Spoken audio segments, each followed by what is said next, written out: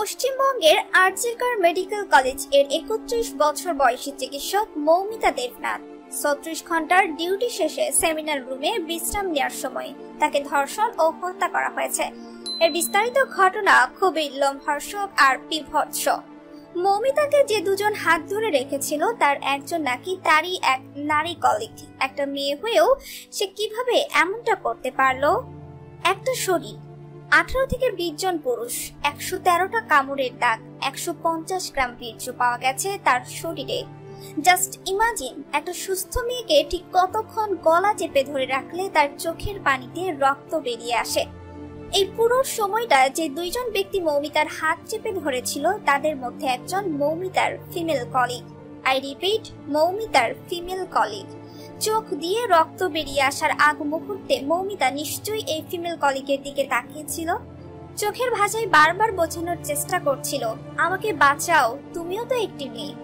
ময়নাতদন্তের রিপোর্টের দাবি যৌনাঙ্গে গভীর ক্ষত রয়েছে। অ্যান্টি মর্টেনামে দেখা গিয়েছে বিপুল পরিমাণ রক্তপাতে হাইমেন ফেটে যায়।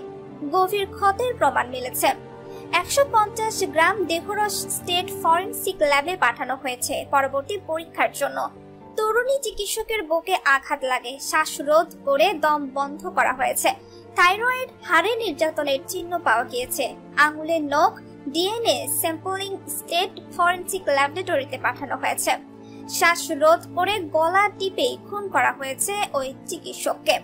ময়নাতদন্তের রিপোর্ট হাতে পেয়ে কলকাতা পুলিশের দাবি, খুন ধর্ষণের আগে মারধরে প্রবল বল প্রয়োগ করা হয়েছিল নির্যাতিতার উপর। তারই ইঙ্গিত মিলেছে ময়নাতদন্তের রিপোর্টে। কোন আঘাত কিভাবে হয়েছে তারই ইঙ্গিত রয়েছে রিপোর্টে। এমনকি নিজেকে বাঁচাতে প্রাণপণ চেষ্টা চালিয়েছিলেন নির্যাতিতা।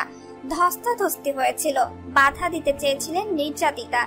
তিনি যে বাধা দিয়েছিলেন তারও প্রমাণ পেয়েছে পুলিশ। অভিযুক্তর হাত ও মুখে আঁচড়ের ক্ষত দাগ মিলেছে।